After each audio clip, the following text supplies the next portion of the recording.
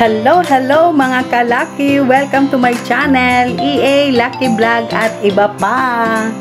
Andito na naman tayo mga kalaki na nagbabalik para magbigay sa inyo ng tipid tips na luto na kahit na dyan lang sa palipaligid pwede ka nang makakain.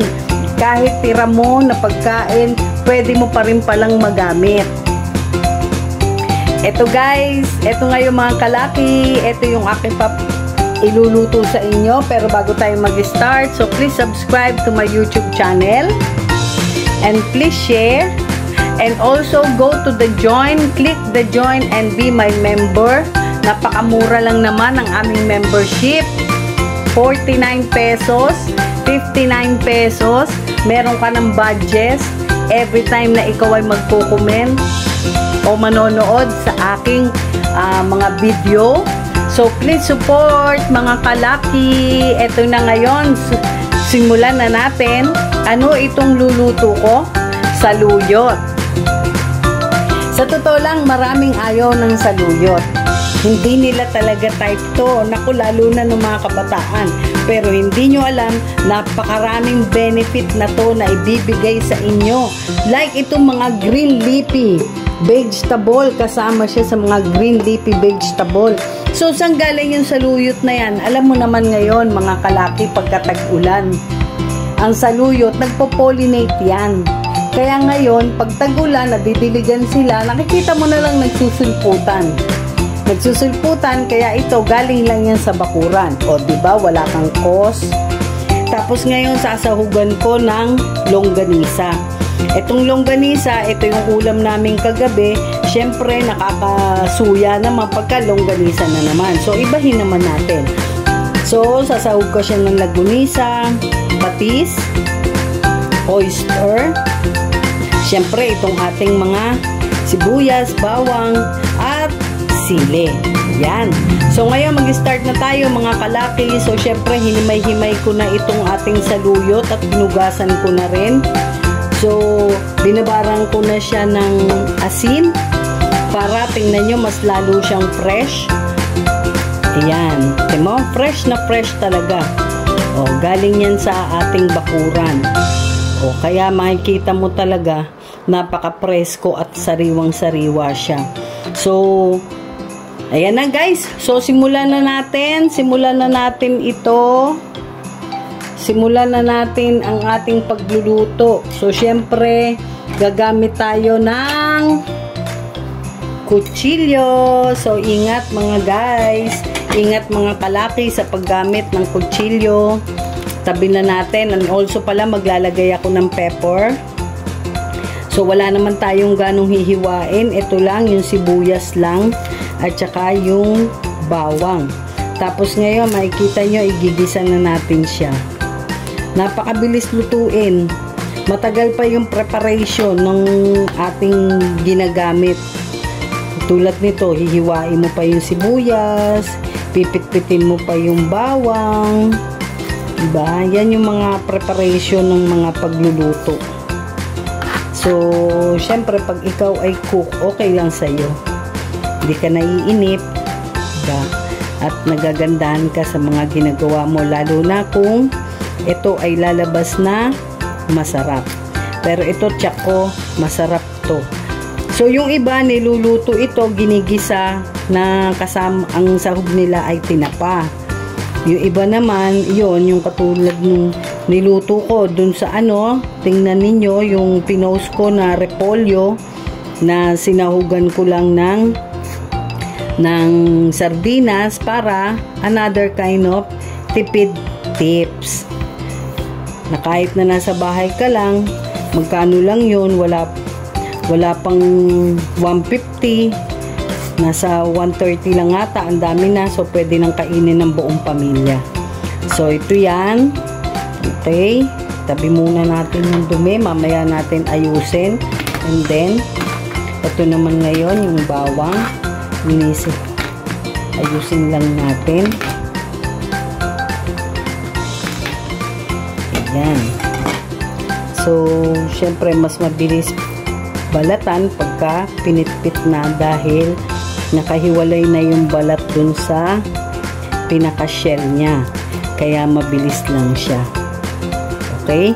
So guys, ito pakita ko sa inyo. Magustuhan nyo, lalo na yung ang mga bata talaga mahirap turuan kumain ito kasi pagkaluto dumudulas. Pero yung mga mahihilig sa gulay, carry bells nila to. Para itong kalahi ng okra na madulas pero masarap. Nakita nyo ang dami niyan, 'di ba? Halos isang sangkalan siya. Pero pag naluto 'yan, makita nyo, napakakonti lang. Napakakonti lang nang lumalabas. So para ka lang nagluto ng ginisang kangkong. Ayan. So ready na tayo. Hiwain ko naman ito yung ating sibuyas.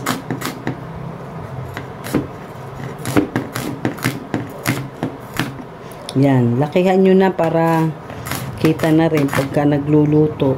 Hindi naman kailangan ng pinong-pino. Pwede naman yung ganyan. Ayan.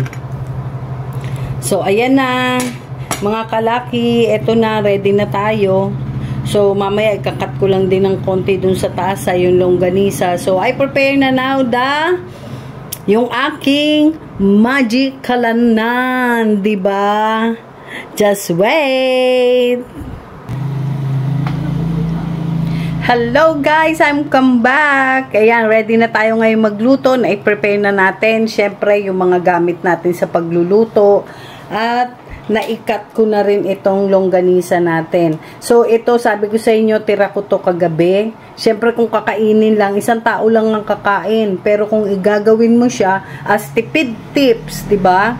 Strategihan mo na rin, marami yung lalabas kasi igigisa na siya sa gulay. Diba? So, isa siya na garlic at saka isang sweet. So, ngayon, start na tayo na maggisa, mga kalaki. So, gisahin na natin itong ating bawang.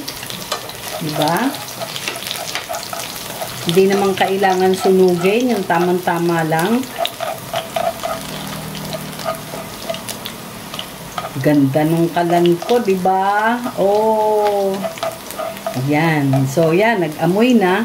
Okay na yan. And then, ilagay naman natin yung ating sibuyas.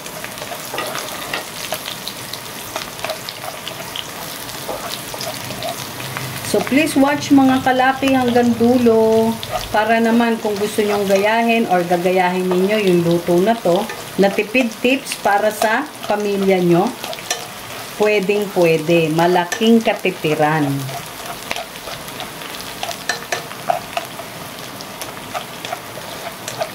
Diba? O, ayan. So, ngayon, ilalagay ko na itong ating longganisa. By the way nga pala, ang ginamit kong mantika, yung mantika ng pinaglutuan ng longganisa.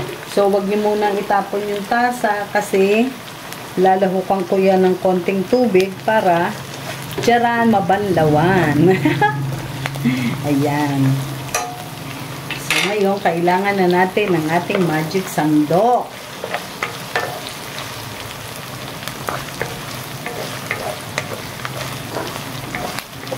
Sarap niyan. So, ganyan na lang yung cut na ginawa ko para nakikita-kita pa yung sahog. So, diba, tipid tips lang, mga kalaki. Wala ka na halos ginasta kasi yung longganisa mo, binili mo na yan ng isang araw. Tapos, yun namang saluyot mo, dyan lang sa bakuran namin. Oh. Diba?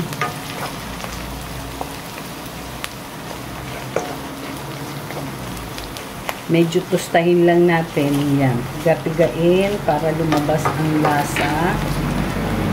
Tapos maya-maya, ilagay na natin yung saluyot. Lahukan muna natin ng tubig. Ayan. So, binandawan ko lang yung sabaw, ay yung pinaglagyan ng longganisa. And ilagay na natin itong ating sili. Kasi mabilis lang maluto ang saluyot. Pag tambog niyan, halos luto na yan. Hindi mo yan kailangan i-overcook. Ilagay na natin yung oyster sauce natin para na nagbibigay ng lasa. Maglagay na rin tayo ng pepper.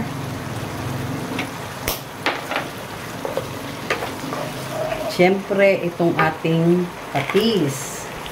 Ayan. So, unti-unti lang baka umalat. Mamaya may tikiman time naman. Ayan. At saka natin ngayon itambog itong ating gulay. Ayan, saluyot. Oh, meron pang okra, oh. Diba? Oh, sama na rin natin yan. Oh, hindi naman niya magre-reklamo eh.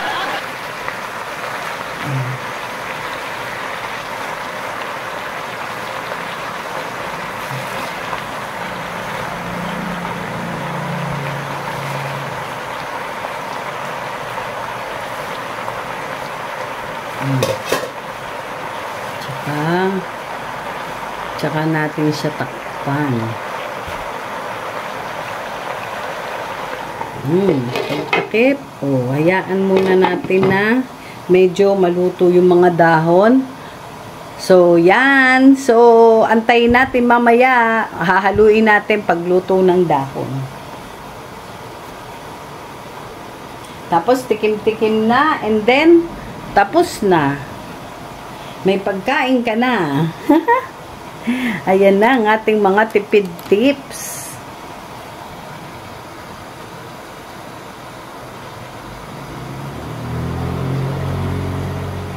Tipid tips na lutuin sa isang pamilya. Sa totoo lang, ang mahal na ng bilihin ngayon. Kaya kailangan sa pagkakataon na to, maging ano ka, maging wise ka.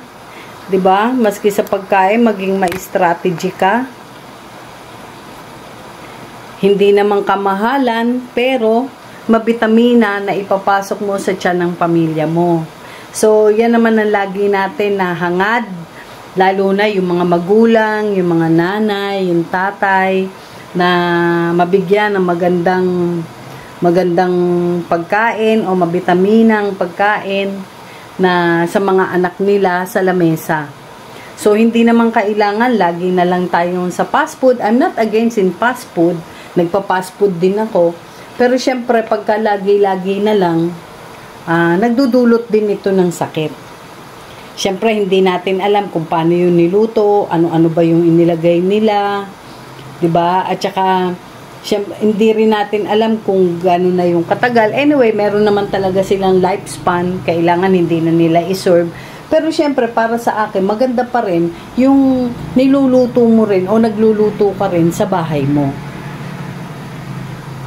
Yan.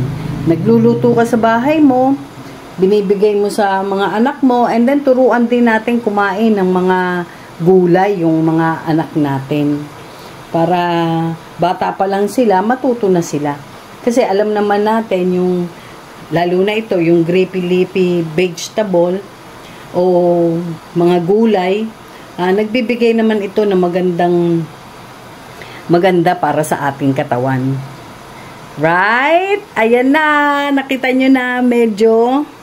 Ayan na. Oh. Diba? Ayan. So, meron siya talagang sariling tubig. Ayan. So, that's the time na kailangan na natin siyang haluin. So, haluin muna natin siya. Tingnan nyo, diba ang dami nang nilagay ko kanina. O ngayon, konti na lang. Naku, yung okra. Sana maluto siya. Yan. Hindi naman natin kailangan i-overcook. Tama na yung ganyan. Konti lang.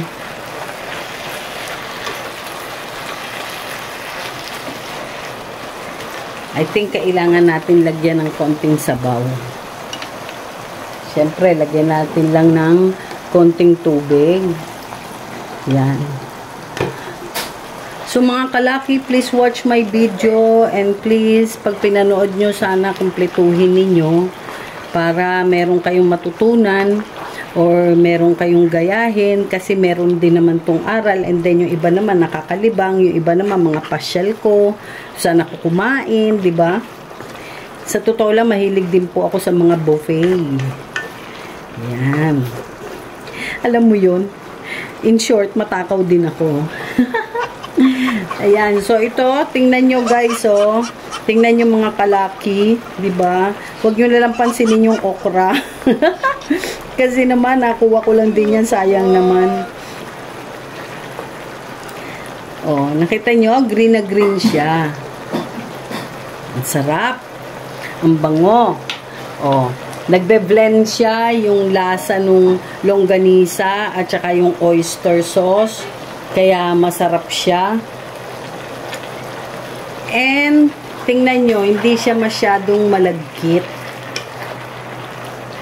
Kasi hindi naman natin, no need na kailangan lutuing mabuti.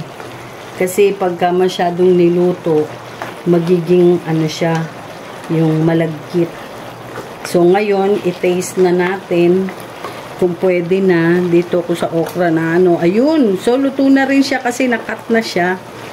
So ayoko naman kasi ng masyadong ano, masyadong yung malapsang-malapsa na luto. So, wait lang, kuha lang ako ng ano, ng kutsara.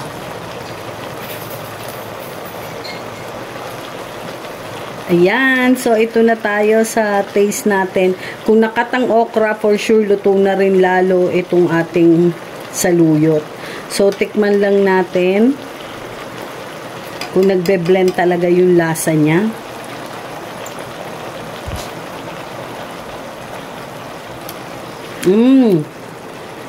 Manamis-namis. Good, dahil dun sa oyster sauce. Ikat natin yung sili. Yan. Cut pa natin yung sili para may other na ano. Yan na, it's time na para patayin kasi nag-ano na siya.